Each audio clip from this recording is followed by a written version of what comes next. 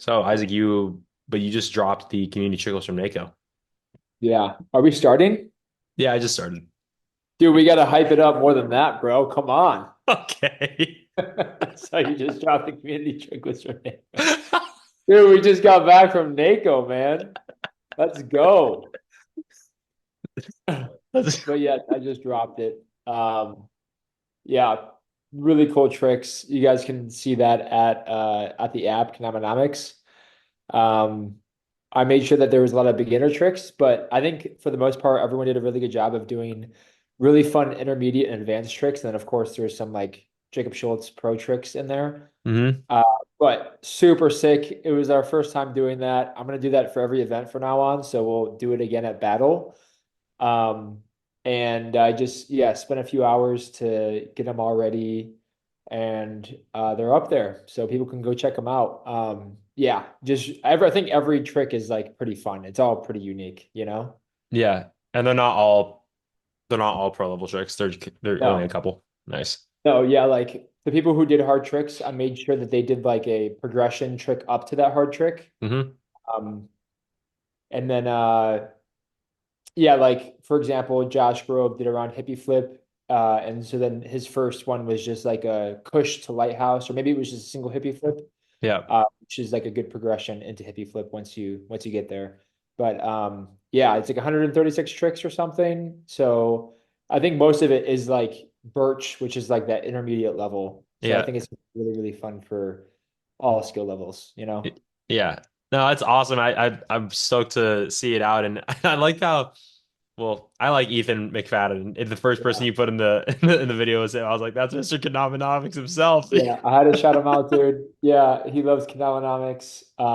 I think he mainly progressed just through the app, which is Yeah. awesome. It's like the little app baby. Yeah. Um, but he yeah, man, he's the best. And honestly, he had like some of my favorite tricks because it's a challenge. Pro players want to do pro tricks. They want to do Hmm. what's challenging to them. And beginner players don't necessarily feel comfortable filming a trick that, you know what I mean? Like I would be the same way. But he did a really good job of like having creative beginner tricks. Like around, he did a really cool trick where it was big cup and then around the other wrist to big cup. Yeah. And that's just a really, really fun trick that, I think a lot of beginners can figure out pretty quickly because if they can do like around the world or something, they can figure it out. But Yeah. yeah, it's once you see the video, there's tutorials for every single one. Not tutorials, but there's a video example for every single trick. So once you see it, you'll be able to see like how it works, and then you can try it yourself, and it's a good time. That's so cool. Yeah, I was did that take a long time for you to go through? Yeah, like Because I it's like saw our how first many time people at were Denver doing it, and it Takeoff. was Yeah, man. I've been busy. And like as I go through it all, I just put down the next thing to do that pops in my head. yeah. And I literally made a list of like 35 things I need to do, like all really quickly. I mean, it's Black Friday week. Like I need to get that ready, and I just been doing Right. Phenomenon 6.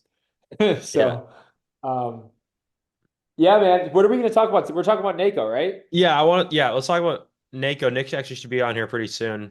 NAKO? So Yeah. yeah, so he'll be on here. But I want to recap kind of our personal favorite moments of the weekend. Obviously, it was a huge weekend for Lotus. I mean, Mahar and Ryoga came out. You had Yeah. some incredible drops, and Yeah. yeah, Ryoga took it home. What was a highlight moment for you? Yeah, man. Just such a fun weekend. It was so cool to see the Japanese players come and dominate. I think when Ryoga and Maharu were playing, there was always a little crowd of like mostly American players just watching them, Hmm. and then just you could just hear like just it's like intermediates going down, and you can just hear like these yells because Ryoga's just hitting the most insane trick. I Yeah. have like a bunch of footage from that I'll slowly release, but like one of the highlights was not even the comp it was necessarily. I mean, there's so many highlights, I guess, but Yeah. it was Elliot Patterson just giving Ryoga a bunch of dares, like back to back to back to back. And Ryoga's young, so he doesn't like he's still learning English, but it's so funny because you really can't communicate a lot with him, but you can just say a trick and he knows exactly what you mean. Or like he'll just be like three flips. He's like, yeah, of course, three flips. Like we're not doing one flip. Uh, and then he's like, okay. And then yeah, I have like a 10-minute video of Elliot just giving Ryoga dares, and it's just like I mean, it's not the most insane thing that you can think of, but it's just there's that probably Elliot was like, man, this I know that this would take me a long time to do, and I just kind of want to see Ryoga do it. Hmm. And then he does it like in 3 tries or whatever. Or at least he gets so close, and it's just so crazy to see his consistency. That was definitely a big highlight was watching Ryoga. And then like, yeah, I guess it was before freestyle when they were really warming up and they were just hitting. And then Edwin was there too. So Edwin was lacing. It was like so much talent within like a group of 3 people. And there's a lot of people just watching, and filming. Um, but yeah, I mean, I think freestyle really took it for highlights. I think all those freestyle matches, man, it was just insane to see these players go back to back. Like I've been going to events for a while, like 5 years, and going to like the main events for 5 years, with COVID in there, obviously. But Hmm. um, I think this is the first time I've seen so many people that like have practiced a lot and then really want it. Like I talked to Alex Mitchell and he just was so surprised about like, oh my God, I have to get through Miguel, then I have to get through Edwin, then I have to get through Schultz.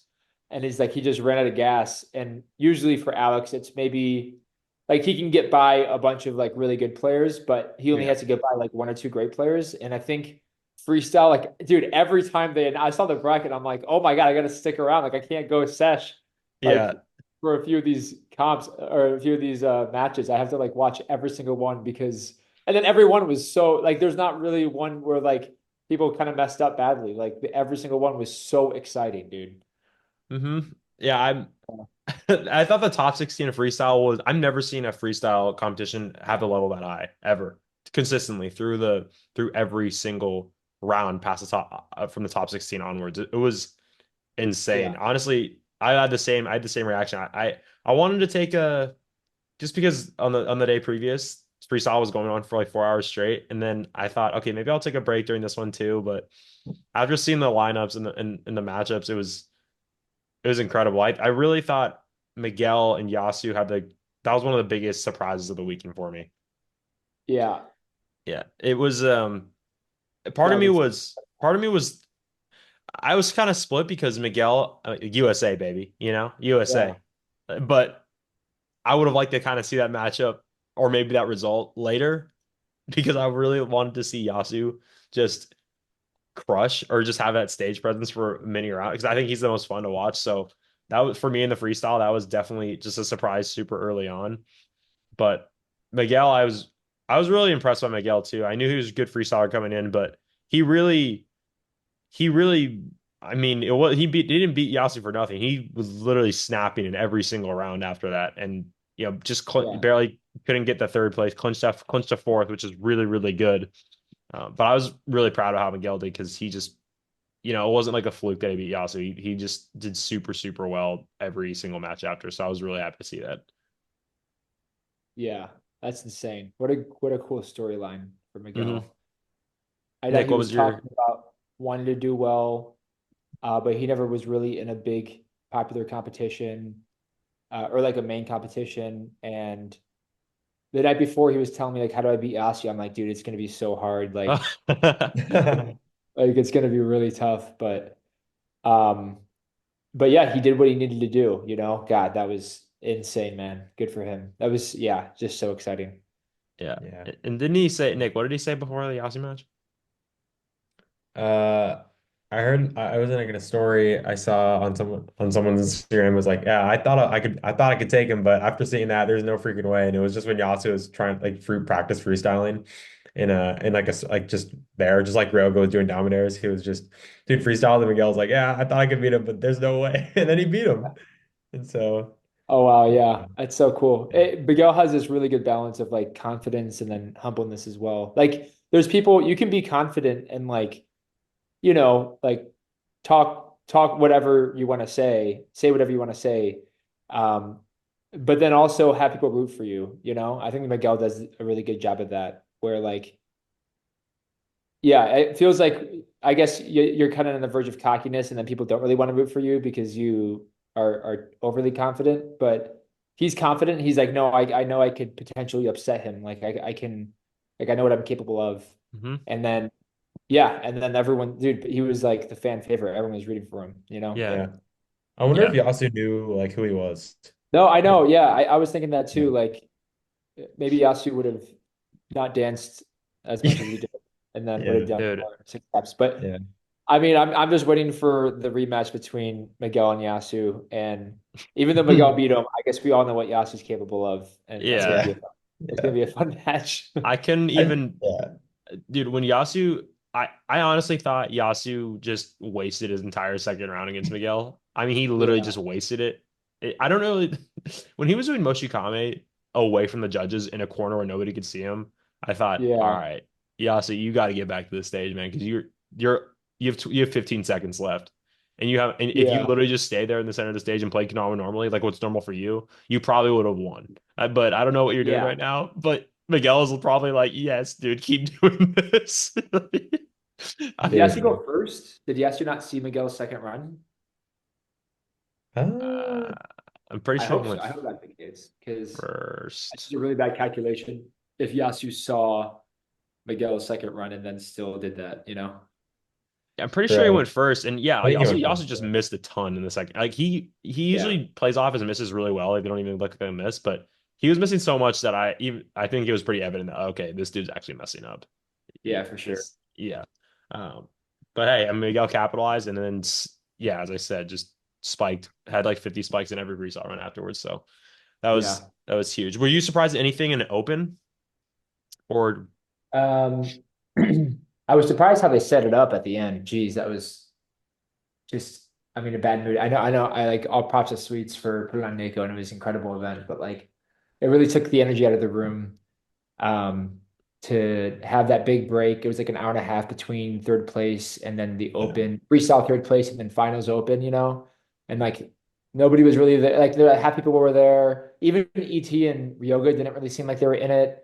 Yeah. Um, they were blasting dubstep, which I love I love the people who like dubstep, but that's not like a really good place for open. I'm sure they realize that, and I know people are talking about it, but um, yeah, like up until that final match was great, and it was really hyped that Ryoga won. But up until that, it was really intense matches. It was really fun to watch. I think freestyle is just kind of dominating in terms of excitement, though. hmm, Like Hmm.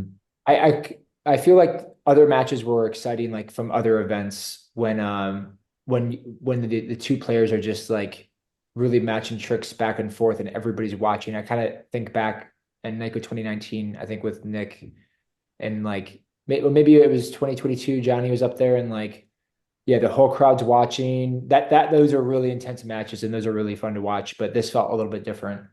Um, but Yeah, I mean, it was still, I mean, really hyped just thinking about it, Johnny, and I think it was Edwin with the cloud bounces. That was a good moment. It's like those players that really, really want it. yeah. And yeah, that was really cool to see how far Johnny could go. And to see Edwin too. Man, Edwin was incredible. Yeah. Yeah. Yeah, I think it's Johnny and Alex with the cloud bounces, right? Like Oh, the it was back. Johnny and Alex. Yeah. Yeah. And it was just incredible to watch Alex the whole time just hit everything. Like he just, Yeah. the trick is pulled, you just know he's going to hit it. Yeah. Um, Yeah. Like if in most of those tricks, if one of you gets it, you're probably gonna get the point. Honestly, they're yeah. really hard to match. They're so hard on day three. So Yeah. yeah, it was really cool to see people go back and forth though. Like Johnny and Alex with that cloud bounce, that was just like insane. So Yeah. that was really cool. And hey, you honestly you had a good run too. I mean, you Yeah. played Edwin in top. That was for top 16. That was in top Yeah. 16. Yeah. Yeah. Yeah. So So I got, you practiced a lot. yeah. And I mean, dude, I've never seen you compete that well before in my life. I thought it me was amazing. neither. Awesome. Uh, Thanks. and so you feel like your practice paid off and the work you put in? Yeah, no, for sure. I wanted top eight. I think that'd be really cool to get, but I had Edwin to get there, and that's a really hard opponent. I wish like after I was pretty upset because I know it's maybe too high of an expectation to beat Edwin, but like at least to match some tricks. I think I really only got like two or three opportunities to set a trick because Edwin just hit everything. But like he missed two tricks that I should have gotten, and it just came down to like getting extra consistent. So it was a big lesson learned about how I need to practice Hmm. for level two tricks, but up until then, I had pretty good opponents. But I had Zach Maggs, who was a lot scarier a few years ago, and now he films a lot. Um, and then Mm. I had Ben Ben Harold. Harold. Yeah, Ben Harold's a good one. I think he was pretty prepared. He brought water up there, so I'm like, okay, here we go. But yeah, I felt like my physical was there. So like the practice that I put in, I know I practiced so much. It ended up being 36 hours. I counted it up. Very Uh, nice. it was like almost an hour a day of just NAKO. Um, and then I think the mental I was pretty ready to, like I got into a corner beforehand. I really felt out the tricks. And then like of course I got nervous, but the confidence in the tricks really like overrode the nervousness, which I was telling some people. I was talking to some people about it. Like I would feel really nervous, but then I just think back about like what I need to do with this trick. And like before, if I don't practice, I don't know what to do. I just like, okay, bird, I'm gonna just try to like, do my normal thing and try to get it to Nightingale. But like when I had the practice put in, I know exactly like, okay, I know I need to flip the tama this way. I need to spin it forward again. And it Yeah. didn't look like it did in my practice when I can just get it super easily. But at least it gave me the opportunity to like scoop a Nightingale, which I did a few times. Yeah. And so I think that's kind of like what I learned a lot was how I can really put my confidence in the tricks, that I know. And I surprised myself with a few that like I didn't think I'd hit, or like based on my percentages, I shouldn't have hit. Like the around Sarah stall, I would only hit that 20% of the time. So it's kind of a toss up if I was going to get it. But then I got that like second tee. And Wow. then a lot of the tricks, like the last part of fish special, I was getting that like 50% of the time, I think. And I ended up getting that first tee in like two matches, and then I didn't get it first tee with Edwin, and I should have. I missed it. Same with this sling jugs thing. That's a really good trick that I have. Yeah, sling jug, late sling. Really good trick that I have in practice. It was like 50, 60%. But yeah, I just didn't fully execute at that moment. I kind of was missing this. I talked to Liam about a little bit about this, but I was missing this full level of consistency. I feel like, sorry, I'm ranting a little bit, but like I feel like for me to really jump above that 50, 60% success rate, if I do the trick 50 times, like how many times am I going to hit it, like 40 or 45 or like 30? Like most of the time it was like 30 times out of 50. And to get past that number, you almost need to tap into like a new level of consistency, which I think you guys have achieved. But it's a consistency where like all possible mistakes, everything that can go wrong with the string, how to like start it, the feeling of the trick before you even begin, all of that. Like it's all this knowledge that you have because of how much you've practiced. And that's what I'm kind of looking to tap into the next open is like, like if I can get a trick that like I don't have already down, like a relatively good open trick, for battle. If I can get that and like try to get that trick like above 60, above 70, I feel like that would be kind of a breakthrough for me in terms of Mhm. consistency. Because yeah, I mean, you just see the way that, players like me play, then you see the way that the top players like Edwin, Alex, you guys play. And you can just tell that there's this level of focus and really comfort with the trick. And I feel like that's probably that percentage range. It's just like that level that you guys tapped into just by practicing so much.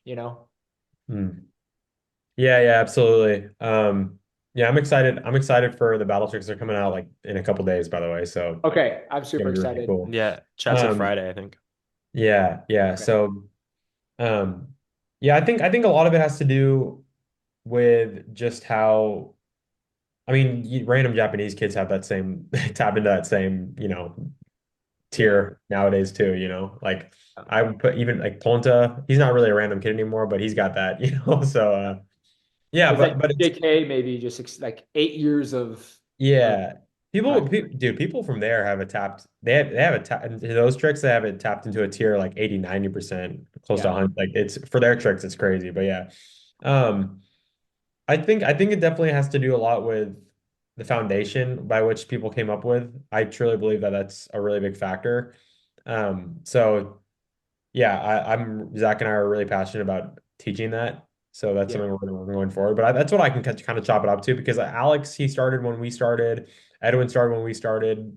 Like a Yeah. lot of these top American players have this can like, but like the not just like the like all pro level, but like all people who have reached like the elite level in the US. They all have easily been playing for a decade. I want to say that's like a statement. I'm pretty sure everybody's that's at that Yeah. level has been playing for a decade, but they've all started with Kendama when we were more focused a lot on consistency rather than just when there was a lot of thes possibilities like there are now. So there was just more Yeah. of like a route to follow, Yeah. and I think that has to part plays a huge part. Yeah, For I think we all know the feeling of everyone, if you've been playing for a few years, like you probably have one trick that is just like almost 100% when you're practicing, you know? yeah, Like it might be like a relatively difficult trick, but because you just do it every single day over years and years, there's just, yeah, that consistency that you get. And I think that the players that win a lot of NAKO, they have like inward lunar backflips and inward tilt yeah, backflip and all these tricks that pop up on Pro Open. They have those tricks like that where they've been doing them for so long. Uh, right, they just know everything about the trick versus someone like me who like I've been practicing it for the last few years and like I've done it, but I haven't done it like thousands of times like they have. So yeah, like I can practice a lot, but I think, and that's what I kind of am doing with practicing for these events. Like I just know that the more I practice, it's just benefiting me in the future as well. yeah, And it's really not necessarily just for competition or just to win, although that would be great. It's just, I think, using kendama as like a way to test your consistency, like to do a really mm, hard maneuver and because it's all hand and eye and brain and stuff. And yeah, it's and then we're just using this tool like to yeah, have your hand do the exact same thing every time in these minute little movements, I think yeah, is something to really strive for. It's just really cool to be able to do that and probably um, help in other areas of life too. And whenever you need to be consistent at something. yeah. Yeah, absolutely agree. Yeah, that's a really good point. Mhm. I are you posting any of your stats or anything like that with practice or top like I didn't your do anything for NAKO. I was going to after we talked last, but I yeah, maybe I can do a story or something. yeah, I just felt like it wasn't as exciting. I know some people reached out and said that it would be cool to see, but I just didn't get around to it.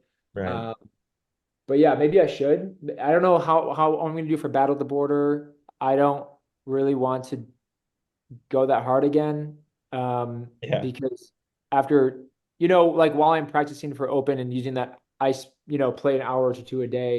If I use half the time for Open, like the last month and a half and 2 months for preparing for NAKO, I was just thinking of like what else I'd rather do with Mm, Kendama. Right. And now that it's after NAKO, I want to do those things. Whether it's just like, tapping or filming an edit or just posting an Instagram, like stuff like that. And now it's like, okay, I can do that now, but now a battle's coming up again. But yeah, I don't know. I guess I'll probably see the trick list and I'll probably get motivated again. So we'll see.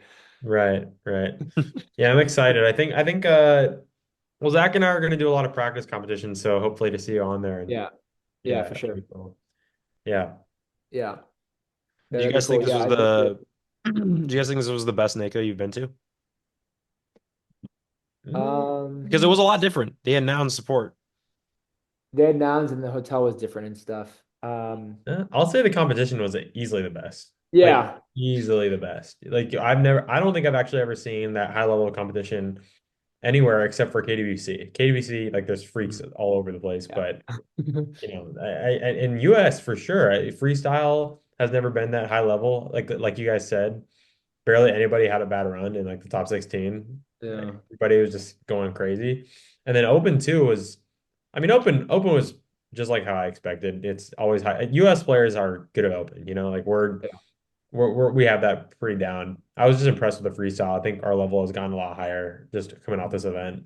But definitely best competition. I'm not sure if it's my best NAKO I've been to. But There's probably nostalgic factors for you guys too, like Yeah. back in the day, old Nakos. Yeah. Or yeah, MK. definitely Yeah. Mall of America, like the venue. Yeah. Yeah. Like it's That hard to was beat that, but yeah, yeah, I said too for competition. It was super. The freestyle competition was so exciting. Hmm. yeah. Also I for like the event experience, yeah, it was totally different. And that new hotel, I mean, definitely not something I was used to. I was expecting the main room to be bigger told everybody, but at the same time, they had multiple rooms, so everybody was spread out for most of the day. Of course, Yeah. we're all in the same place, which is great, like the hotel in general. But there were a couple rooms, and that was something I was getting used to. And I was really surprised to see like even though like this is a great example, like even open finals, Hmm. it just wasn't. And, I think this was due to the huge break they had. It just did not feel like the open finals, Yeah. and I just was. And even when Ryoga won, of course I was happy, but honestly, my first thought was, okay, that was really fast. Dude, this guy won in like 5 minutes. Also, the amount of cheers I'm hearing is just not that much for an open Yeah. final. It's just I feel like half the people at this event aren't even here at this point. So Yeah. it felt completely different in that time. And I don't know. I don't I don't know if I'm still deciding if I like the format of this event better in terms of how the layout, in terms like of how many rooms there were than the past years. I think it's just because NAKO's grown a lot that I don't know. I don't know. I don't. Back in the day, I thought we go to the Mall of America and then would be in the rotunda, and especially when the finals would happen, the entire center of the mall was just full of Konami players, which was sick. And maybe just because of how spread out the venue was this year, it was hard for me to see everybody at once, of course, because I mean it's just not going to happen. Not in that room that we were in for sure, and then I mean, just because the amount of people there as well. So that was something for me too. And also, I mean, Nick and I entered this event not even competing, so it was just a different experience for me How this was time. that for you guys, not competing? You guys seem like you were way happier. You guys seem way more energy, like you guys talking to people and yeah, it was great. Yeah, it felt right. Not It did. competing felt right, and doing what we were Yeah. doing with the content, with just connecting with more people, way more than we usually do at an event, way more. It felt right, and it was really fun. It was definitely a new experience and definitely different. So it's hard for me to compare it to the last couple NAKOs because every other NAKO it's just grinding or going to the end of the competition until we get out, and it was or win, and it was really cool. I definitely don't talk to that many people at that event unless if I'm competing. So it was nice to get to know people more, and I know people really appreciated being able to talk to me and Nick, and I really appreciated talking to all types of players as well. We got to meet so many more players than I usually do, so that was awesome, and it was really cool to do interviews and make content and film freestyle and put it all on YouTube. And I really feel like the documentation of Kanama events, Lotus Kanamas, OG, OG, OG place to see the finals matches of events. Yeah. Let's go. But otherwise, I feel like most events are not that well documented, especially the competition, unless it's the pro finals match, which somebody will have a camera out, and it's usually you or Soul, which is great. Yeah. But to highlight the other matches, I felt it was really cool. And I think it showing the intermediate finals, like beginner finals or the advanced finals, etc., and interviews with those people who won those divisions, it makes it's way more appealing for the majority of players of the community to watch because they can relate to them way more because not everybody can relate to a pro. I mean, it's still entertaining, but if I'm a beginner Canal player, I want to see what the top beginner did. And those matches are all online as well too. So yeah, I was stoked about Yeah, that. it's cool. Really cool that you guys did that. Yeah. Because I honestly like I don't know if people watch amateur intermediate, but those are the most exciting matches because everyone's so honed. Like, especially amateurs just taking this big jump. Dude, And yeah. like usually you would go to an event and then you'd see the amateurs on, and then you see like most of the crowd of people that are like friends with the guys that are in, or like, family, whatever. And this event, it's kind of getting bigger and bigger because there's more amateur players in Kendama. But like, oh my gosh, that's just as exciting as pro in different ways. Like just because these guys really want it. Like they're not just relying on 10 years of play and like, oh, I just found myself here, like Alex Mitchell. Like He's these an guys anomaly. really practice and really want it. Yeah. Like, and it's really cool to watch. So shout out Jake for winning. Yeah, shout out Jake. And I posted that. I don't know if you saw that last night, but the Oh, yeah. interview, the Instagram thing with him too. You Yes. had the interview. Yeah. It's in also with the beginner division. Nick and I have noticed in our online competitions that we're throwing, beginner division is so competitive, even if it has only a Is couple it? people in it. Dude, the finals match for NAKO beginner was insane. First off, shout out Lisbeth. He won.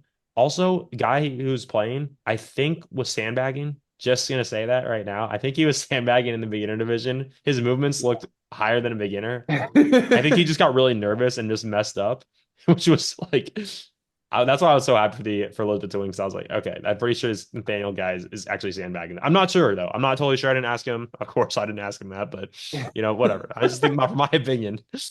But dude, that match was literally over 10 minutes long. It was over 10 That's minutes. so cool. If you want to see match tricks and like it's 4-4, the next point wins and they're just matching, like that's the most exciting part of open. Like you watch amateur and intermediate and beginner. That's where you Yes. see. Yeah. Because like Nick said, I mean, in the round three of tricks, especially in pro, it's if you land a trick, it's pretty much a banger. So you pretty much get a point if you land a level three trick in pro. And honestly, in level two, sometimes Yeah. that happens too. But yeah, the beginner, dude, it was so amazing. I was right behind the winner's mom, and the mom was like so into it. She was like cheering, and the like Elizabeth was looking at his mom, just like was looking for support or just like he was freaking out That on is stage. He was incredible. freaking out, like dude, when he went down a point, he actually was. You could see it on the dismay on his face. He's like, and like looked at his mom for support, and his mom was like, "Yo, you got this." And when he got 4 points back, because he went down and he came back and won. And when he got 4 points, he looked at his mom. He's like, "Yeah, I got." I was like, "Dude, this is insane." Dude, that is awesome. Yeah, I was like, I never really seen like in Konami before. Like a kid, yeah, with their mom watching. Like it's like a sporting event, "Oh my like gosh, it was so amazing." And I was so hyped for him too, because yeah, as I said, I'm pretty sure the other guy was sandbagging the division. So I was like, "Dude, let's go!" Like, and then you saw intermediate. The intermediate finals was really exciting as well. And then advanced was crazy. Actually, advanced was crazy. Nick and I knew quite a few guys in advanced. Yeah. Savi. Hiram, the guy who won.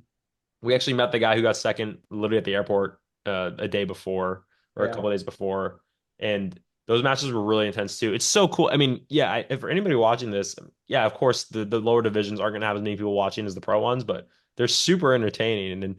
And Yeah. like Isaac said, it's not like in pro where, for example, Nick noticed this, Kaito. I mean, Kaito doesn't know the tricks, but if you give him enough time, and this is how this is for enough, this is for a lot of other pros too. If you give them enough time to get used to them by missing, then they're just gonna land it. Even if they Yeah. don't, if they haven't seen it, maybe it's on their last try. They'll get used to it and be like, okay, I think I know how to do this now. And Kaito beat a couple people. He didn't even know the tricks Oh, at geez, all. that's brutal. Yeah. But he's a pro and he's been playing for so long. And Yeah. once he gets used to the tricks, the more and more it's like he's like, all right, I figured them out. You know, Were you but guys surprised to see Kaito win freestyle? Part of me wants to say like I wasn't surprised because I know like he's just built for freestyle. Like he's not gonna win an open, but he's just insane at freestyle, like actually insane. I've kind of known that because he won Catch and Flow 2019. He did that. He also won a freestyle event recently and beat Yasu there at Bilbo K in August. It was a small event, but he won like it was a big cash prize. I'm pretty sure he won like 2 grand or something like that, something crazy. Okay. Um, so I thought, okay, like Kaito has beaten Yasu before in freestyle, like one on one, and not really many people can say they beat Yasu. And so I thought, okay, like he's really good, but I think honestly, I just expected Yasu to win so easily that I was like, when he got out, I thought, okay, it's anybody's game. When Yasu got out, I just thought anybody can win this now. It's Yeah. not just him. So when Kaito got to finals, I kind of was like, okay, this makes sense. And he didn't really he doesn't miss, dude. Like he doesn't really miss either. His flow Yeah. is unique. Yeah. I'm looking at the bracket right now. It's insane to see. So I was wondering, like, I guess maybe Kaito was on the one side of the bracket. That I think the other side was a lot more difficult. Yeah. Um, but I mean, he had Misu. Misu is a really, really good freestyle. Like, she can definitely beat anybody if she hits her tricks, her balance tricks. Yeah. And she's like a fan favorite. And then he had Johnny. That's a really hard opponent. Then he had Jacob Schultz, another really hard opponent. And then he played Alex. But like Alex had, listen to this. Alex started with Brent Duffy, who it was actually 2-1. It yeah, was which by Brent the way, that was Duffy, a really close match. Oh my really gosh. close match. Then he had Austin Donovan, and then he beat ET, like insane. But that was the upset, right? Which we can talk about. And then he had Ryoga, and then he had Miguel, and then he was just drained for Kaito. He had no energy left after Ryoga, ET, and Brent. Like, yeah, it's insane. Yeah. Yeah. I think, well, Didn't Alex like win a lot of those matches 2-1? Yeah, Dude, isn't that crazy? My yeah, gosh. Even Brent Duffy, yeah, Brent Duffy, that one 2-1. I think Austin Donovan was 2-1 also, right? Dude, Austin snapped in that round. Austin did Yeah. so well, actually. Oh, dude, that's sick. Austin is a really good freestyle competitor. Yeah, that Austin's a good one too. Yeah, yeah, it was 2-1. Or no, it Yeah, I was think three, they were all like but 2-1. yeah, it was Crazy. 2-1 all the way through except Miguel. He beat Miguel 3-0 and he Yeah, beat he honestly slaughtered. Yeah, he killed that. That was his best round. He murdered that one. Yeah. I was just thinking about old freestyle runs compared to these freestyle runs. I mean, I guess like overall, obviously every the top 16, top 8 was really, really exciting. Like I just was looking at the top 8 and it was insane, these matches. But I feel like just the the the lines that people would hit at old NAKOs, like it was like it's just obviously the tricks were different. We all got better because we all been playing more since like NAKO 2019. But I feel like the entertainment value and like the um what would you call it? Like the consistency of like laces just went up like insane. And like the progressions here, like the performance just went up so much, which is so cool. Because I kind of want to go back to old like freestyle runs, not really catch and flow, but like NAKO, because I feel like there's like a decent amount of misses. I know you guys are up there a lot, and you guys are hitting like mostly individual tricks. Maybe you'll flow a little bit, but it's like a whole different game now with yeah, I think Yasu really inspired a lot of people, and to see like Alex flowing a little bit more, Miguel really flowy, just really good like trick. What would you call that? Not variety, but just like consistency. I Composition. guess. Okay, yeah. Yeah, yeah, Yeah. yeah. Yeah, or combos. Yeah, Mhm. combinations. Yeah. Um, it seems like it has really changed. It's really cool to see. I think the fluidity of people's tricks are just insane nowadays. And Yeah, and and that I think the level was ridiculous. And thinking about the previous NAKOs, I mean, the previous NAKO freestyle in person was Wyatt Bray, and he won that one in yeah, 2022. You were not seeing these type of lines. And Wyatt used to be Wyatt was a freestyler who would do an entire line with no spikes for 30 seconds and then have bring me a grand total of 3 spikes in his run. yeah. And sometimes, and I don't know, Miguel's cadence of spiking is like, compare that to now. Miguel's will spike like this, like this is how Yeah, often he's hitting spikes in his run, which yeah. is just insane. So yeah, Same I as think Edwin. yeah, yeah, with the match against Alex too, which, Yeah. oh my gosh, I rewatched it. Edwin definitely won. Edwin for sure won. Like in my opinion, yeah. Okay, Alex. I thought Alex did it. Alex did a little more than I thought in his second run. He had a couple tricks at the beginning, missed for like 30 seconds straight, and then hit one trick at the end. And then Edwin's second run was basically flawless. He missed one time. But Edwin's first run, he still did it a Yeah. little bit. Alex did pretty good. Overall, though, Edwin, I thought, yo, dude, how is it even possible that he lost? I don't even get it. I'd love to see the judges' notes on that though, because obviously, it was a huge upset, but if we could understand their reasoning, then maybe we would get it too. I don't know what they're looking at, and I think that's a whole other conversation. We talked about this back in June about like freestyle competition Yeah. rules and whatever. But what did you guys have what's your guys' opinion on that match? Alex I and definitely have an opinion, but Nick, you can go. Alex and Edwin. Yeah. Yeah. Man, I watched it back too. Alex just has more memorable tricks, Like they he just has tricks that you'll just remember. He's so clutch too. He'll just hit everything. He'll always hit something in the last 5 seconds, which is super amazing. And he just did a couple tech tricks up there. His second round, he landed two tricks, I think, but they were both memorable ones. His first round, he did really good. But He yeah, did Edwin, really. I think he did pretty good his first round. He beat Edwin He the definitely first did round. good, but I don't know.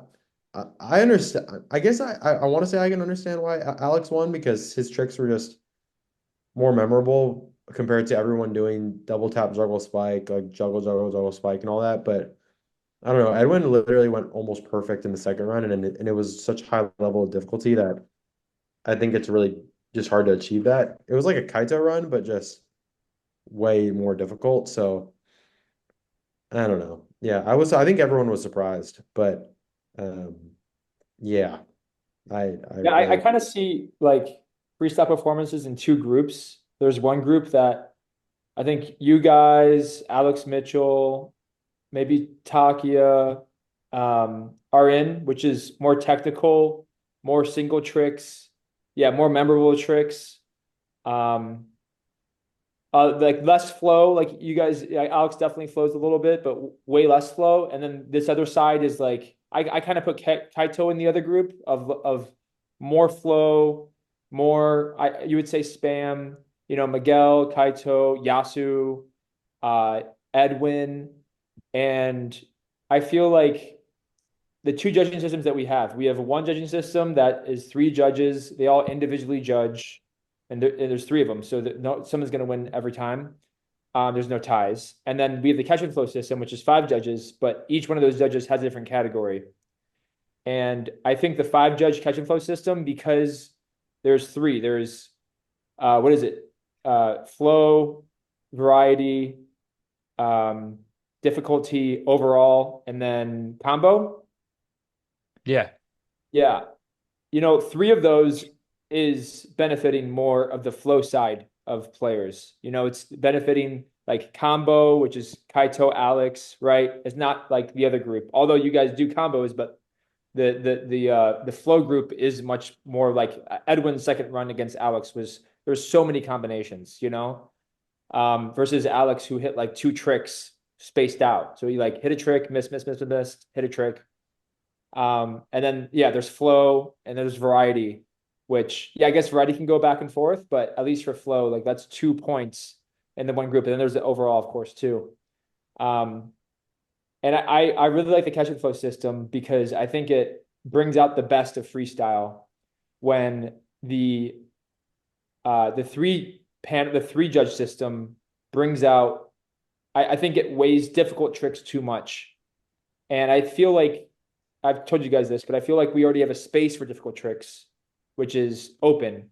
And so we should be celebrating and watching the other side of kendama, which is flow, variety, freestyle, spam. Like that is a type of kendama that we all love to watch and we all love to do. Everyone does it like when they go out and sesh.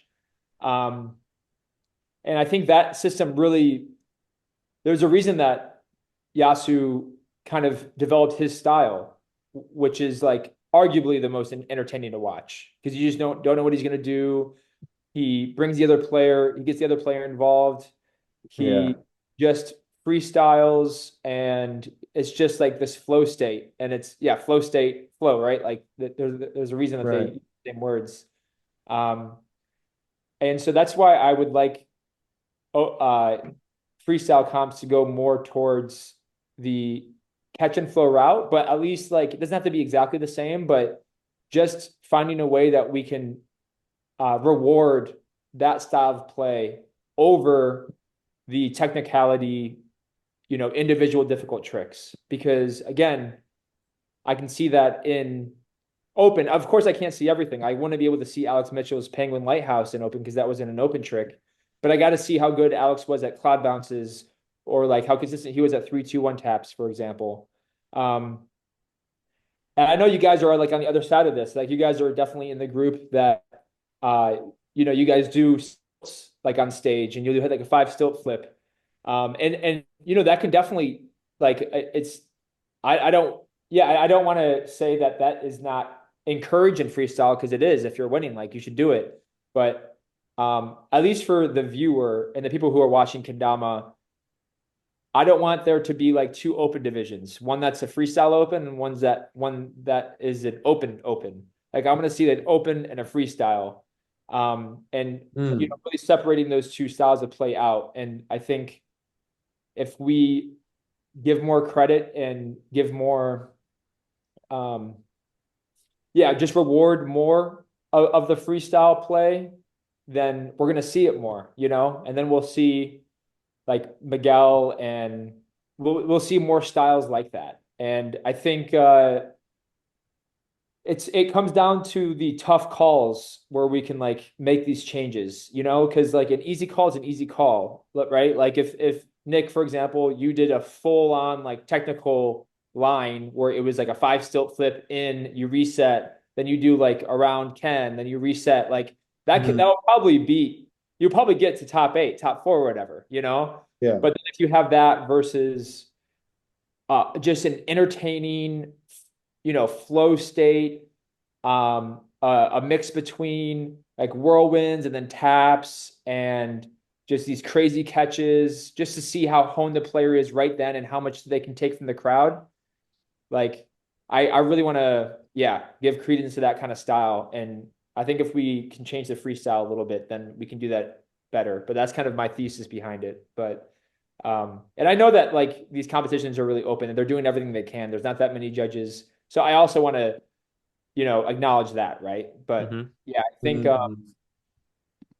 and I guess I'm talking too long, but like of course there are some mistakes at catch and flow, right? And I think it's funny because those mistakes are usually when there was too technical of a person who played too flowy of a person and the flowy guy won.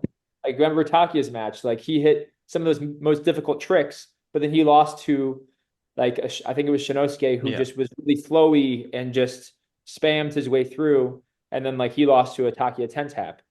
But I think there's like a way where we can take the catch and flow and subtract it a little bit to make it a little bit more, maybe give more points towards difficulty. But I don't know what you guys think about that. Yeah. That Shinosuke run was BS. Yeah. Yeah. But like, That's, yeah, I mean, I hear that's you. I think yeah. coming from your side, you're probably more upset about that than, if I'm looking at the freestyle side, I'm probably more upset about the Alex Edwin thing. But I think we're both upset about those things, and we just both want to get the true winner out there. Yeah, definitely, definitely. Yeah, but that Taki and Shinosuke match was crazy. That's probably the biggest upset I've seen in my Yeah, life. that one actually made way less sense than the Edwin Alex decision, in my opinion. Yeah. I What do But you mean, think? buzzer Yeah. beater, sling, sling, sling, sling, all late, juggle quad tap, juggle spike Yeah. on a buzzer beater, plus a 12 tap in the middle. I mean, A 12 tap. Yeah, it wasn't 10. I don't know. Anyway, we can talk about that.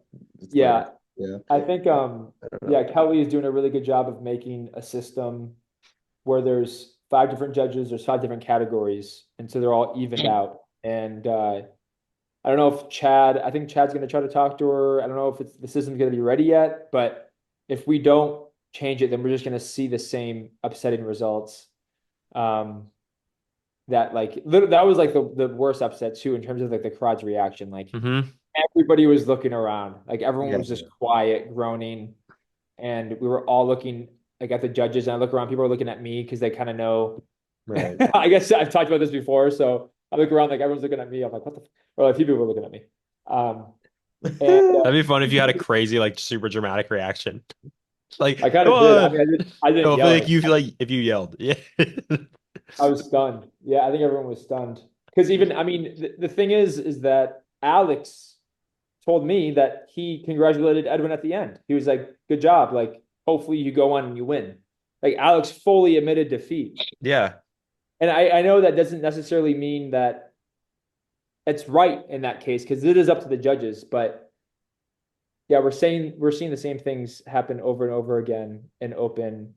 I think back to the Nick Nobu match, which was much more controversial. It was much more close, but that's another great example, right? Like Nick, Yeah, you hit technical tricks, and then Nobu did a lot of like spam flowy stuff, um, and by spam flowy stuff, I don't want to like like there's a really good argument for why Nobu should have won, but Nobu definitely had I think more entertainment value in that match, just like Edwin did versus Alex. Um, and also not to say that it's just entertainment value, right? Just I don't want to do a crowd meter or anything like that. I don't think that's a really good idea. But I just think that we should work on, yeah, appreciating more freestyle. right. Yeah, I know what you mean. Um, Yeah, the reason why I thought I won, I won't talk about this much. Is just that Nova match. I think he was doing that. He was just doing those tricks all day. So I think that Yeah. had a factor. That also plays a factor. I think when people repeat the same stuff over and over Yeah. as you get farther along, I'm certain that it doesn't count for as many points the Right. one more you do it. So that also is a factor. But yeah, I know what you're saying though. Like more like legitimate freestyle, you're just flowing in the flow state. Yeah. Kind of what like Yasu posts. He just does whatever and goes nuts for 3 minutes straight. Yeah. Like, yeah. Um, I know what you mean. Yeah, there's. Yeah. I honestly think it's moving in that direction Yeah. because of what Yasu has started. I think he actually has changed the game for freestyle. Mm. So yeah, I think it's just going in that direction. There's also sometimes people tech can, I mean, a lot of it just comes down to difficulty, perceived difficulty too. Because, Yeah. for example, if you want to look at Maharu and Tio, like Maharu went flow style. You could tell he wasn't trying that hard. I No, mean, yeah. fortunately, He's he was just lazy. not doing anything too crazy. But Tio just had harder tricks, and so I think people just knew that. Yeah. Maharu would do like a four tap jug down, juggle, and then he would like try to hype the crowd up, and I get it, but man, we know Maharu. He can do that with eight Yeah. taps, right? Yeah. So Yeah. a lot of it difficulty, yeah, yeah, That's a I good point. think Yeah. that with the way freestyle's heading, I'm really excited about it. In terms of, Yasu blowing it up in the sense of in the flow, this more flowy and spammy versus what you said, Isaac, the kind of the very technical tricks. And I really like your take there of, I don't want to see two open divisions. I want to Yeah. see a one place for open division where you have a chance to hit high, really difficult tricks under pressure, and then one form of competition where it's very much super, super entertaining and just really goes more into the style and flow of Kanama play. I really like that. And, that made me think about previous freestyles that I've seen and definitely myself too, where I would focus on, okay, I want to hit, I would just use a lot of time, like maybe 5 seconds or 6 seconds, just trying one technical trick over and over. And sometimes I wouldn't get it. And that's not exactly fun to watch. And if I'm a viewer, and I definitely am more in this way now of, I really appreciate, like, for example, Kaido's runs were insane. I was really impressed by him because he never missed, and I think that counts for a lot as because he not only did that once, he did that consistently through almost every single round. And and his tricks weren't easy. They were pretty difficult. I don't think his risk, I don't think his risk, like his risk meter, or the difficulty of his tricks were super substantially different between each round, but it's a lot of fun to watch a guy who doesn't miss tricks, period. Especially if Yeah. they're not exactly just super easy tricks. And I think that just has a lot more appeal to not only not only Kanama players. I think Kanama players can appreciate that more too, but really just of course the general public. It makes Kanama a lot more inviting to watch, and instead of seeing someone miss an attempt after attempt at one hard trick for an entire freestyle run. We saw that in this match when in this comp when Cam Herrera was pretty early on, but he literally spent two full rounds going for a Quinter and lunar flip, didn't lace it. And that's Yeah. just not what and I will always be confused about Cam. He's actually a legitimately good pro relative to other pros skill wise. Honestly, I actually do think that, at least in the United States. But I don't know why he doesn't try. He must just not want to try at competitions. I think he could actually do well, but he literally just wasted his entire time trying that trick, Yeah. and that's just not fun to watch. You go up there, Yeah. you bomb 2 rounds by trying one trick. This is not fun to watch at all. And Yeah. it, and I don't know. I think I was having a conversation with a guy who entered beginner division at NAKO, and he said he's a yo-yoer, and he said there's a category in yo-yoing for crowd influence. I Mm. as you said, the crowd meter, like, I don't think having a huge emphasis on that would be exactly a good thing, but I think it'd be something worth looking into. Just the entertainment factor, I think, is huge in freestyle, and I don't know. Yeah. You see Yasu doing. I mean, he's dancing on stage, right? I mean, he started out his first run in freestyle doing, or I'm sorry, his second one against Gino. I mean, he literally was like dancing with the crowd doing base cup swap base cup for literally 10 seconds. I honestly was like, this is not doing anything for him points wise, but it's getting the crowd hyped up. And then he did something super hard, and that made it way more exciting, in my opinion. So I don't know. I think in the fact that you have in a crowd is huge. I mean, because it definitely does. I think it definitely does sway the decisions of judges, or yeah, maybe the judges, but also just the overall vibe, because I think it affects the subconscious, honestly. When someone gets a huge crowd, huge boost of like, my God, even if it wasn't as technically difficult, if you remember I think a lot of people can remember the reaction, as well. So I think that's something to consider. Yeah, for sure. Mhm. Yeah, that could definitely be one of the categories. Um, I guess for smaller comps, it's kind of concerning because you just Totally. don't know if there's friends in the crowd. But I guess for bigger comps, it's pretty objective, you know? Hmm. Hmm. Um, Do you guys think but it'd be helpful in this judging format to see if judges kind of said publicly before what they were looking for or no? I think so. Yeah, I think that's like the least we can do is um, publish what judges are looking for before the comp, like what they like to see, you know, and that way Mhm. they kind of hold themselves to their own standard.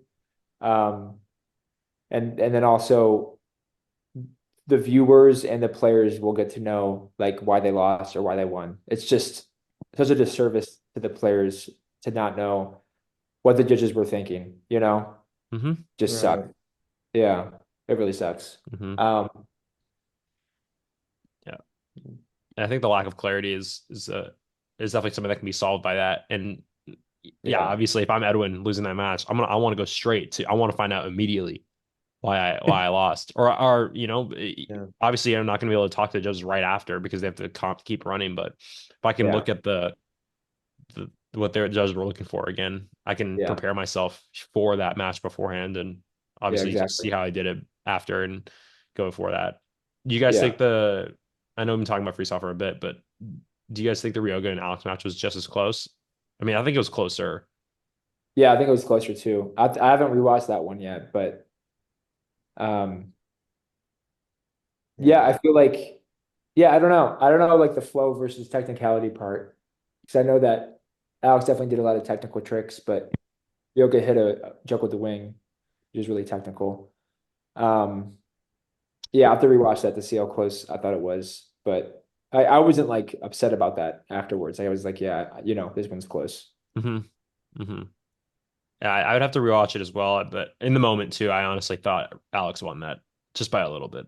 I wouldn't have been surprised either way, but in my opinion, I thought Alex won, but I have to rewatch it again because I was in the moment too. Yeah. Was Yeah. you guys have any do you guys watch any matches in open where you were really surprised by the result or any ones in particular that you really liked?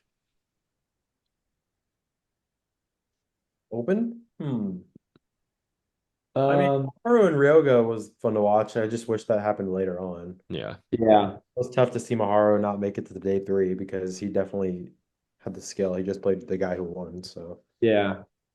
that was fun to watch. I liked Noah Hopkins versus Yasu. Mm. Was sick because Noah is so good at the pinch and it was 2-2.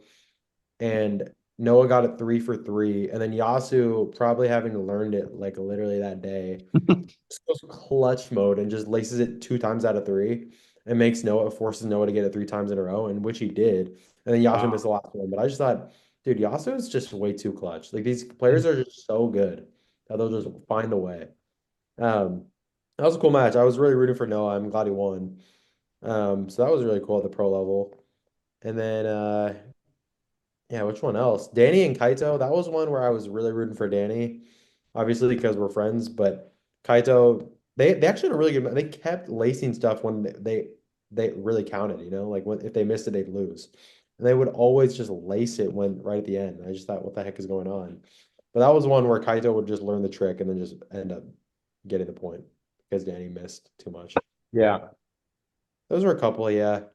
I third Johnny and Alex was cool too because they were both lacing it. They were both like playing at a very high level in third place. Yeah. Johnny really wanted it. Yeah. Yeah, Johnny did good this weekend, yeah, or last weekend, yeah. Yeah. Should we do a live reaction of the um Ryoga versus Alex match right now? Yeah. All Yeah, Let's I do right. it. have, I have it up on YouTube. I was actually gonna pull it up on YouTube, but Oh, yeah. you have it up? I can have like yeah. You share your screen, Nick. Okay. You should be Mm, able to. yeah. Oh, I just want to perfect. say the open match, top two open matches I really liked. Jacob Schultz and Alex Mitchell, and also Johnny and Liam. Johnny and Liam was crazy. Johnny and Liam was Was I it? didn't I only came in for the last point, But honestly, just the last. Okay, so yeah, that kind of invalidates what I just said. But it was 2-2. It was 2-2, and on the last point, Johnny was just on another level, dude.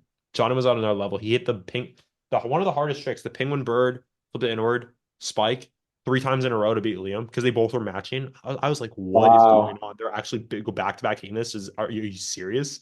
And I think they That's went back to back on other on. I think they went 3 for 3 on the trick previous to that on the last point too, and it was incredible. Yeah, Johnny is a monster at open. He's very, yeah, very, very good. He's definitely more of an open player than a freestyle player. He doesn't have the as much flow as other guys in freestyle, but open, he's he's crazy. so hard to beat. It's just really, Yeah. really amazing. And as far as Jacob and Alex goes, I think honestly, I almost don't even want to say it because I know Jacob might listen to this, but I actually think Alex did a trick and that shouldn't have counted. And it shouldn't have counted. And I think Jacob probably could have won. Definitely could have won on that. What trick? Scooping goldfish down spike. It was in a down spike. No. Do you have the video right now? Yeah. Dude, throw it up there, Jamie. Let's go. Well, I have to. All right. Well, Nick, you bring up your video first, and then I'll watch and I'll bring it up. I'll airdrop this to my computer right after. So, but you bring it up, Nick. You bring up the freestyle, and we can do that. You're muted. You're muted. Like, Guys, clean this up. My God. What is going on back here? Sorry. This is a reflection of your mind. You have screenshots everywhere in your mind right now. I have literally. Okay, I'm just gonna play the video. You guys ready? yeah. Okay. 3, 2, 1, go! Mitchell. Oh! Oh! Yes. Uh-huh. Combo. Stop. Oh my God. That's a really good combo. Oh, Difficult, hard combo. They're in there. oh, my God. Oh. Come on. Oh, he hits this right here. This is really good. Go.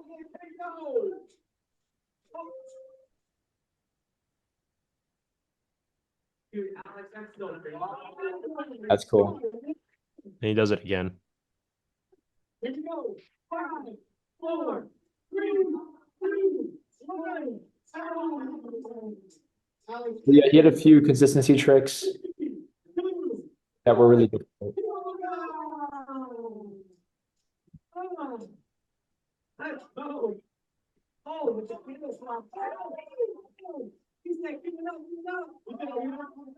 I'm telling you like this. Go ahead and slap now. Yeah. Oh, this is nuts. Oh my God. Oh, yes. Oh, we go. Yup. So fast. Dude, he's not even trying. Look at him. Yeah, his oh my God, his body language is just This is so crazy. comfortable. And then this right here. He knew he was getting that handle right before he even juggled it, dude. Bro, look. What? I mean, whoa. That was insane. If he landed this, dude. I think if he landed this, he would have won. He would have not that dude. 2, 1, let's go. Mitchell. Lean house. Ryoga watching. He's like, what can I cop? Go, Alex. Roga's just texting. Dude, an 8-tap against Ryoga? That's crazy. That's the first 8-tap I've seen by some player other than like Take Ryoga in a freestyle. Wait, Alex did A-tap? Yeah, dude, this is insane. And then 6-tap. Yeah, he did an 8-tap jug spike against Ryoga. Yeah. Doubling winner tray as well. He's so clutch.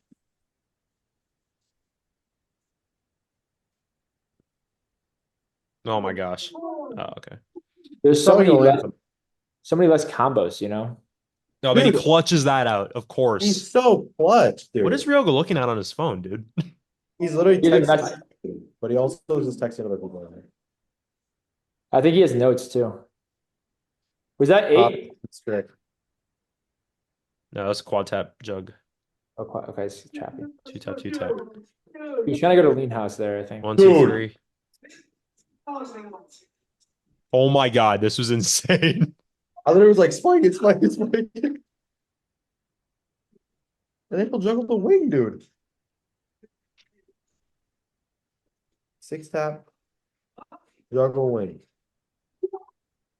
Dub jug spike. Let's go. Oh my God. Dude, the juggles are so clean. Oh, Try to do Alex's trick over here. Yeah. Alex just ended way better, Hold on. but Hold on. How do I adjust the speed on this guy? What? Can we just look at his settings, form for the playback speed. swaps here? I think the worst thing you know much. I know he missed, but you guys see that? No. Like the way Not he at all. like just the way he swaps the Tama from the Juggle Lighthouse here, like God. You guys see that? Yeah. Dude. Well, what are you pointing out? The way he just waited to swap the Tama off the instant Juggle Lighthouse. Just such a minute detail, but oh man. Isaac would like it if I had it in slow mo. I can watch it. It's just because it's choppy too. Yeah. Oh, for sure, my bad. No, it's just how I think it. I think it's how it just is over Zoom. All right, you can stop sharing. Okay. Get this to step off my screen. Yeah, no, I honestly, I probably pick Ryoga. Um, Alex missed too many spikes. Ryoga had way more of a combo. Ryoga just seemed more confident. He just like overall, he just seemed like he deserved that win. Yeah. Dude, Yeah, Alex's second round was it's so good though. close. It was close though. Yeah, the buzzer beaters really got The him. buzzer beater. Yeah. Ryoga didn't have any buzzer beaters. No. They count for so much, I swear. Like if you're clutching the last 5 seconds, dude, it counts for a lot. And the fact that Alex hit, like if Ryoga had that first buzzer beater, might have been different. But Alex clutching out that last one, the 2-tap jump, like that, I was like, are you serious? Yeah, it's Like, crazy. The yeah, flip the stun fast is crazy to hit. so insane, dude. Yeah. Yeah, it's such a close match. He did amazing. But anyway, yeah, what else did we want to check out? Jacob and I'm Alex. trying to find it right now. So Isaac, you got Ryogo on that, and then Nick, what do you think? I just came back. It's close, dude. Yeah, it's really close. It's really close. I can understand why Alex won, Me but too. Yeah. Ryoga also canceled out like the 6-tap jug cushion and then he also hit like juggle handle saw bird and wing in the same freestyle round. So I just thought seriously crazy. His Um, the line too, that line with the lunar flips is crazy. yeah, he did it so fast too. Yeah. Didn't have to go that fast, but he did. That's honestly just a toss up. Yeah, I think the tech from Alex probably like doubling or lunar tray, which is insane by the way. But Yeah, but lunar tray, the candlesticks, like yeah, no, for sure. The variety of that is variety, definitely creativity. Ryoga yeah. just man, dude.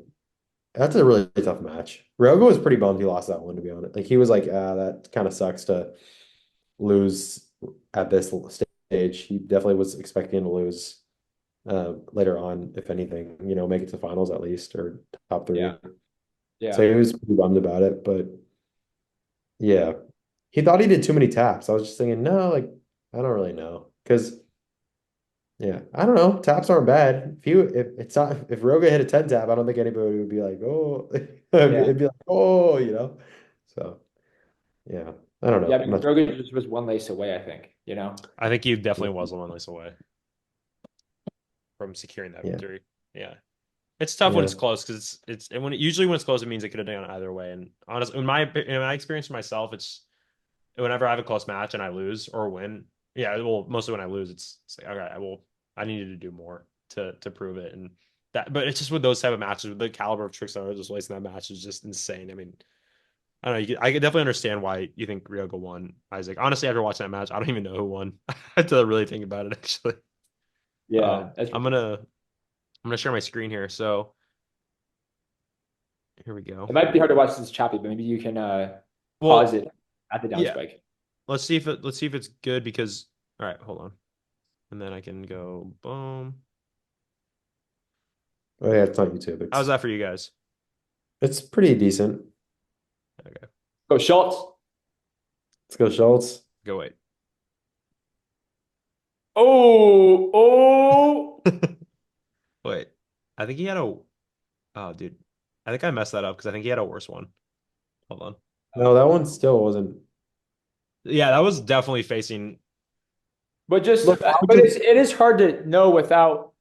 Yeah, it's Wait, no, but Alex knew too. Alex knew. yeah. I no, know he he looked knew. at him after. Yeah, And then it's up to the judge. It's not up to Alex either, right? Like because look. I don't. Yeah, it's down. Yeah. Because I want to make sure judges know too that like it can be like this and it can just look like you're going up because the way you end a down spike, you can't end like this. It's gonna fall off. So to do this and then go up, it might look bad, but it really has to do with, or I guess like that. It's really hard to tell, but I feel like it's just a feeling thing, just like any Hmm. other referee, any other sport, like yeah, it just kind of looked like it was bad, and I'm just gonna go off my judgment. No, Yeah. but you can't go up though. What? There's no you can't go up like that. Well, you have to end that way. But you have to go down. Yeah, but keep continuing that motion. Okay, yeah, then you go up. So I'm just saying, like, Oh, that's what you meant. Okay. yeah, I just mean that in order to catch it, like, yeah, you can definitely go down and bring it around. But Yeah. if I were to do this, that would to count. That would count because the tama is sideways. Oh, if you I bring it mean, across your body. ideally, this is the best, or this is the best. But if it's perfectly sideways, which is technically okay from judges, you could just boom and go up, and that's the Yeah, downside. yeah. Because this right here is technically down because it's sideways. Even though you're not like, I mean, just to play it safe, you should definitely have that tama up. So you have to go down at first and then up. But Yeah. this was I see- like, yeah, Yeah. If you bring it across your body, I see what you mean. Like, yeah. yeah, yeah. Yeah, yeah. Yeah, dude. That was tough because I know Shane couldn't Shane the guy who judges, really great guy. Obviously, you know him more than we do, but I don't think he saw it. It was a tough angle, and then Jacob wasn't watching Alex. Jacob probably would have called him on it. But Yeah. I would have called that in a second. Yeah, I think the judges. Yeah, I'm really good friends with Shane, but it is hard to call a player who is really good. That's where yeah, I mean the community is so small and we're just kind of getting the volunteers, any kind of volunteers. I know Shane also is a good judge. I don't think he necessarily maybe he saw it different or maybe he um yeah, I don't know. Maybe we're missing something, but yeah, judges definitely need to call that out, even Yeah. if it's a review or whatever it is, like, and it's not based on Alex's reaction. Like if you're a judge, it's just based on that trick. And yeah, I mean, from the video of replaying it, hindsight is it's easy to see, but yeah, it's hard to see in the match. But yeah, there should never be a situation where, oh, it was close enough for Alex Mitchell. Like you should never have that thought in your head. It's either yes or no. Yeah. right. Right. Yeah. And it's so tough. I agree with you. It's so tough to call. It's so much tougher to call him in the moment, but that's why judges' jobs are that important because, yeah, Yeah. needing to make those decisions in the moment is huge. And I have a feeling if Jack Roberts was judging that match, that wouldn't have counted. I know. Yeah, I think I have a big feeling that if Jack Roberts, it would have been like, no, sorry. And Alex set that yeah. trick, so maybe Alex set that trick, and then maybe I don't know. Jacob missed that one, but after he did, Yeah, so who knows that at wouldn't the have end? happened. I Who guess I have to knows? redo it. Who knows? Yeah.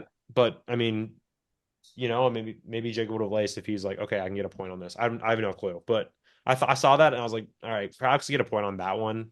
I just thought, all right, what just happened? So Yeah. that was tough for me to watch. I was rooting for Jacob. I wanted to see him do well just because Washington and he's been putting a lot of work and I know Yeah. he really wanted to beat Alex specifically actually. But maybe next time. Yeah, Well, then Jacob came back in freestyle. He got third, first that's right. podium. So it went well for him at the end of the day. Yeah, for sure.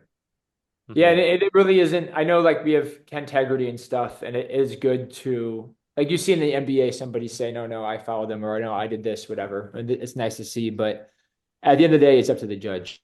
Like Mm-hmm. Right. you can't rely fully on integrity during a heated match 2-2 at the biggest event. Like that's why we have Right. judges players, you know? So like if I had a trick that was like, I don't know, I mean, it was really close. Yeah, just leave it up for the judge to decide. And if he says it's clean, you know? Um, that's Yeah. all you can do. Yeah, I've had matches in the past where my judge would look at me and be like, "Was that good?" I'm like, "It's up to you. Don't ask Yeah, me. I'm not judging this match. I mean, no, you for call my sure. opinion for sure, but I'd always kind of laugh when that happened. Even Yeah. when I was younger, even when I was like 16, 15, when judges would say that to me, I'd be like, "Dude, what are you talking about? Yeah. Like, I can't. I've had that What? happen too. How does this look like if I judge my own match? Like, I can't do that, So, And um, Yeah. that's just kind of like that happens because Kendama is small and we all know each other. But if we yeah, want to make kendama bigger and look at it more as a sport, then we got to treat it like that, you know? hmm And I think judging, it sounded like it kind of upgraded this NAKO because hmm Matt put Jack in charge of the trick list and in charge of like, I was setting up during the meeting of judges and Jack was doing a really good job. Um, I can't be so critical because we're doing the best that we can, but ideally judges also shouldn't really react. You know, they shouldn't be stoked when a trick is laced. They shouldn't make a face. Like it, if you're taking your job super seriously, then you should look at the most serious people, which are, yeah, professional sports referees. You never, like, I guess like umpires will get mad when they throw somebody out, but like calling a foul, you know, people are talking shit to them the entire time and they're stone cold. No, I'm like just objective, following the rules. I know it's hard to not react when you see like an incredible trick, but Yeah. like that's something that I think judges can improve a little bit too, is just being really objective. And of course, there is really good judges, and Jack did a super, super good job. Um, like I knew that when I was watching a match and he was judging, I know he was gonna be really careful and watch every trick and make sure that it was laced. And he's not afraid of saying that it wasn't clean, right? Like he's really good with Right. that. Um, yeah, you want to just make it as objective as possible, not subjective, right? Like, yeah, like I'm going to trust the judge way more that is like just showing to the audience that they only care about the tricks and right, not about the performance or whatever, you know? yeah, yeah. Uh, I think the but I'll come judging back. I think the judging definitely upgraded this year. I've never seen that type of care at a NAKO before in terms of judging. Usually it's obviously they'll take all the volunteers they can get, right, and shout out everybody who's volunteered Yeah, seriously for the judging because Konami 100%. legitimately needs those people. But you know, sometimes in the past it would just be these guys holding scorecards, and do they even know what the standards of the tricks are? No, and Yeah, for Jack to create a standard of yeah, the technicalities between each trick and really go in depth. I mean, it was on the Instagram store. I was really impressed at how detailed yeah. the minute, The yeah, just the rules. intricacies were, the difference between a trade and a swap, the downspike angle. I talked with Jack and he had it dialed in his mind. He said, we talked about the downspike angle, but that literally that day. And he's like, yeah, it needs to be here. The hole needs to be at least like sideways or up. But um, it's it was really really cool. And I think of obviously, but not every judge is Jack Roberts, right? Not every judge has put that much thought and time and focus into that. And so these I'm just gonna call them like yeah mistakes or close calls that kind of go in a way that they objectively shouldn't have gone. And Yeah, there's gonna happen. There's gonna be stuff that slips through the cracks, but I'm confident that it'll only get better and better. And honestly, with Jack doing what he did, I'm I'm I'm confident that there were less tricks and calls that slip through the cracks this year than probably yeah, ever before because he had that standard because he set that yeah. standard. So Mm. I really really was impressed by the level they took it to this year, and I know for a fact that that is definitely inspired. Um, I know Chad probably got inspired by that. Chad's gonna want to have good judging at his event too. So I know the level of judging, at least at the highest events, at the top events in the U.S., will definitely go up, and hopefully will trickle down to smaller events too. The level of intensity that they're taking it. So Yeah, for overall, well sure. done to Sweets and Nago for that. I feel like that's the first time I saw rules for an open division. Right. Just to, yeah, I mean, Right. just yeah, of where we're at right now, which is, yeah, really, really cool to see on the story that there's rules of what kind of Konami you can use, you know, stuff like that. Now we just need rules for freestyle. Yeah, yeah, exactly. I wouldn't even be mad if everybody Watch had this their stuff. if there was different judges and they all wrote down different rules each time, just so that people could just see it. you know? Just see Yeah. it beforehand. Yeah. Yeah. Yeah. Yeah. Yeah. Good. Overall, did you during the weekend, I mean, how was I mean, dude, you're playing, you're competing, you're selling, you're at the booth, you're interacting with players. What was besides the competing part, what was how was manning the booth at Lotus? How was connecting with people for you? It was really great. I heard a lot of great things about Economics. So much fun to just talk to different people who came up to me or who I came up to. We had a really cool atomic control workshop that I heard a lot about. I've seen people lace stuff fast because of that workshop, which is awesome. Um, Yeah. yeah, I mean, it was, I've been going to these for a while now, but not as long as you guys, but it still feels like a while for me. And yeah, it was just so much fun, so much energy. Like this time, I just wish I seshed more. Hmm. Like as a player, you Yeah. get so much energy from that event, and um, like you can just progress so hard because you're just so in tune with kendama and watching all these players around you. So I'm stoked for battle because I think there's a little bit more space to sesh. And not to criticize NAKO for having the workshops. I think that's super, super cool. But it's just, yeah, a different event. And yeah, so I'm definitely excited I definitely want to sesh a little bit more at the next event because it's a great way to connect with people as well, you know? Mm. Um, I didn't stay up that late as I usually do at events. So that definitely took into my sesh time because I had to get up early to do the booth. Yeah. But um, yeah, honestly, Sweets did such a good job. Like it's just I mean, it's just a huge project. I can't imagine it.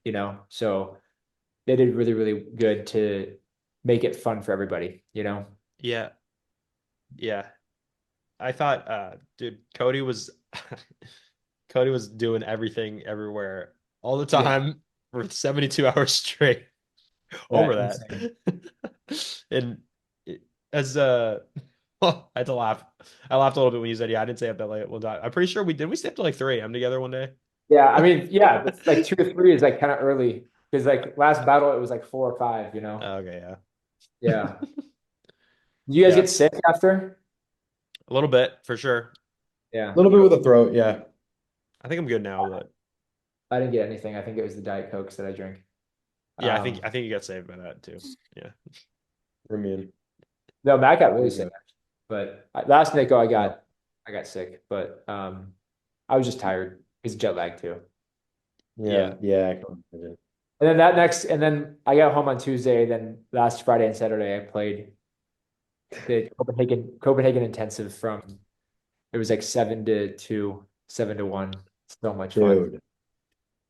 Whenever I Dude, see you posting stories in Sport 10, I'm like, all right, tonight's the night. I We're know. going, we're going in, dude. Oh my God. So close to 10 tap again. I'm trying to lace that again to make sure I still have it. Feeling so much wow. better. But What Dama? Element and Rhino? yeah, I'm just bringing this around now. So I have probably 12 condoms in here that are like fresh, incredible stuff. Like, yeah, I'm playing this. This is fresh. This is an old natty. And then I have like three Kendomonomics Tamas. I have a Sacred V2 that I play. I have the 6% that's coming pretty soon on Lotus. Boom. I have a new 10 right here that I can't show you guys, but yeah, it's incredible. Like, shout out Takia for, I guess he did this after KDVC, but he brought a huge duffel bag of kendamas and he just was like going in and out of playing them at a sesh after KDVC. I'm like, I'm just gonna do that too. I gotta be like the big boy. So now I just have this tote bag everywhere I go. Yeah. And then I just like we'll play different setups. But That's awesome. yeah. Can Um you Hilarious. talk a little bit more about the 6% Dama? yeah, I don't want to spoil anything, but Okay, okay. yeah, we filmed a really cool teaser this weekend and it probably won't come out for a while, but it's really exciting because um it's just really fun to play. But Yeah. yeah, we'll talk about that later. Cool. Cool. Cool. Can't wait. It's gonna be fun to see. And I know anything, I mean, going forward after this event, anything in particular you're gonna be taking from this event to battle based on how the competition, of course, and or how Lotus, what you guys did with Lotus at the booth, anything like this? No, I feel like we kind of dialed in with the good stuff with Hmm. like shirts, jerseys, sales, team. It's hard to get like a little team meetup or team dinner beforehand. I don't think we did it this time, but it's always nice to do. It's just so hard to find the time, Totally. It's hard to get everyone for photos, for example. Yeah. So like, doing their different things, but I can try to do that at battle. But yeah, I guess I just kind of want to implement more of the team, we're in a group watching everybody. I think that'd be kind of cool, versus like usually like we're just kind of spread out at different Mhm. angles. Um, that brings a lot of energy to the player, But yeah, no, the Konami thing was huge this weekend. The trick list is out. Yeah. How about you guys? What do you guys think? Are you guys gonna bring anything different? Nick? But you can go ahead first. Okay. I think I think that Nick and I are going to be really well, I think was the I felt good about the content that we got. I think we'll refine the stuff that we'll see what works well, what people like the most, and then go from there. We also had a lot of help from Eric Hillstad, Kendama Colton's uncle. He really helped us out with setting up his tripod and filming all the freestyle matches, and we used his camera, the shots he got for a lot of stuff on YouTube. So if he goes again, we're looking to work with him again for that. So, but overall, I mean, the stuff like the type of interviews we got after, we filmed a couple Japanese interviews. I'm really excited to drop those once Nick gets done translating them, of course, and adding the Japanese and English subtitles. Or maybe he'll Sick. just add English, or I don't know what you're doing plan on doing, Nick. But I think those will do really well, and I think maybe about the board, I'm anticipating we'll see how they do, but I'm anticipating going to interviewing more Japanese players more. But I think Nick and I'll be more efficient next time with the filming that we're going to be doing, and bringing something new to that event is not something that I've on top of mind right now, but in terms of the preparation for the event and what we're going to do up to it, Nick mentioned this earlier, but Battle of the Border tricks are going to be coming out this Friday. Nick and I are going to be the turnaround time on us coming out with the trick tutorials for videos for those. At least I can say for a fact the at least beginner and M Open is going to be super fast. Cool. We're definitely gonna be a lot faster about that than NAKO because I think that was just an idea we had kind of a little bit, a couple weeks after the NAKO tricks dropped. But we're gonna turnaround time is gonna be huge on those, and then after that, we're gonna be hosting a competition for practice Battle of the Border for prizes. We're aiming for every weekend up until Battle of the Border. So it'll be a lot of Awesome. practice for the players going, of course, and it'll be a lot of Nick and I are trying to get better at running comps and refining the scheduling of how we do them.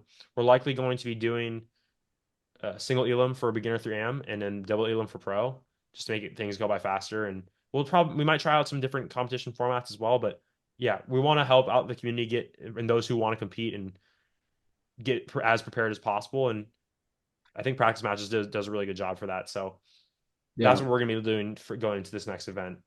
But other than that, at the event, I'd love to do something on Thursday for the community there. I definitely have to talk to Chad about that. But maybe that's something like a workshop that we did at NAKO. I thought that was really good. That was definitely the most. I didn't go to any other workshops, but we had a lot of people in ours, so I was really happy about that. And I think, yeah, just as you said, a lot of people took a lot of great value from that. And I saw some people lacing tricks that they weren't lacing beforehand because of that workshop. So that was great. Yeah. And Nick, do you have anything else to add on that? Yeah. I think just going into the next one, we just started doing the content that we're doing at NAKO, and I think because now we have footage from this event that we can better build storylines for other ones now going forward. Just connecting events together or showing past footage of people playing and then connecting it to BATB. I think it'll be easier. Hi. Um, so that's something I'm looking forward to because it'll just be easier to talk about stuff as well with interviews like more focused on like competition. This time it was more like we tried to get interviews for people just who might have not we I don't want to say no reason to interview them, but we ended up gravitating a lot more towards the people who are doing good in competition throughout. So now that we have more people who have done good in competition already documented on our footage, then now it's just easier to go up and know who to actually interview first going into the next one, if that makes sense for the story.